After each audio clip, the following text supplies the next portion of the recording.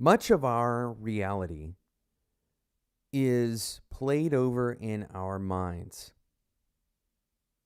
Much of our reality is determined by the chatter in our minds. In fact, there's a new book called Chatter, and I've recently started reading this, and it's part of the inspiration for today's episode.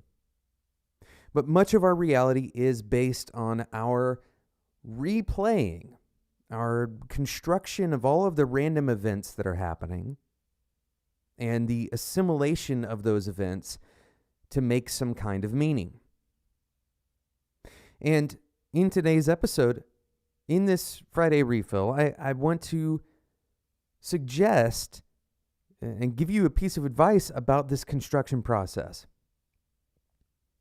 Because here's the reality. There are so many ways that the assimilation of those events can happen.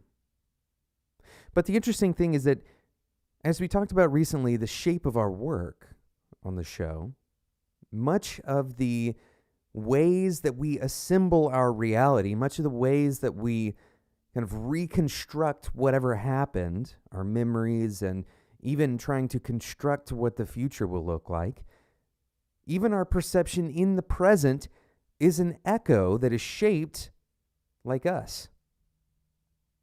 Our experiences from the past and our upbringing, for example, all of these things that make us unique, that is the backdrop. You can think about this as the set of tools, if you want to, or maybe the contour, the shape of your construction process. Because it's not unopinionated. We don't have perfect ways of viewing reality, of perceiving reality. In fact, we are limited. We're even concretely limited to our senses. You can imagine that the way that someone who has a particular strong sense, for example, let's say that they have very good eyesight, or they have a particularly heightened sense of smell, they might recreate the same event that another person has experienced. They may recreate it very differently because of their actual physical senses, the way they take in information. But it's not just about those raw, kind of peripheral ways that we take in information. It also extends to the way that we make sense of that information. You can imagine taking that information and, like it's a cup of paint, and you're splashing it on the wall where all of your previous experiences exist. And all of those previous experiences have their own colors. And this paint is not particularly thick. It's not going to land and cover up all of the rest of the paint. It's going to mix with your experiences. And not only your experiences, but also the things that you haven't experienced that have been imposed on you, even by culture. This is more of that backdrop. You can imagine that that's like the texture on that canvas. And so the same cup of paint, the same experience, the same fundamental event might happen to two different people.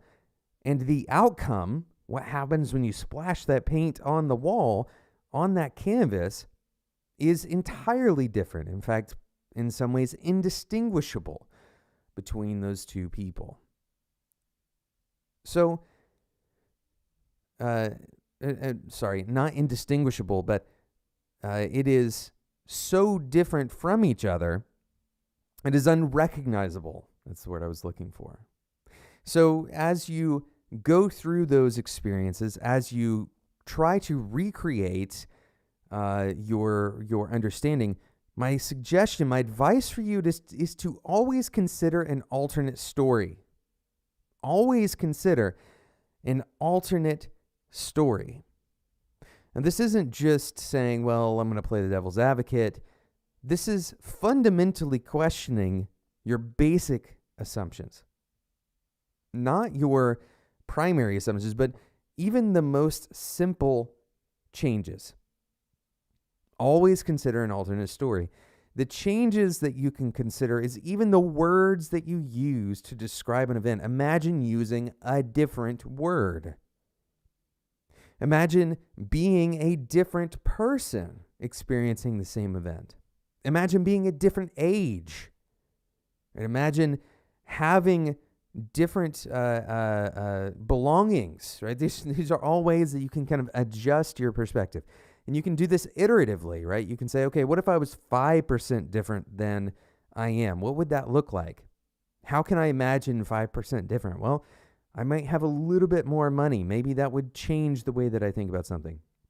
Now, we're not perfect simulators of these alternate realities, but what this should do, if we're always considering an alternate reality, especially when we are replaying critically important events in our lives, in our minds, if we're considering an alternate reality, what we're doing is we're reinforcing to ourselves a very important truth, one that's often forgotten, and that is that our perception is not perfect. Our perception is not a complete picture. We do not have the full understanding of reality. Thank you so much for listening to today's episode, this Friday refill of Developer Tea.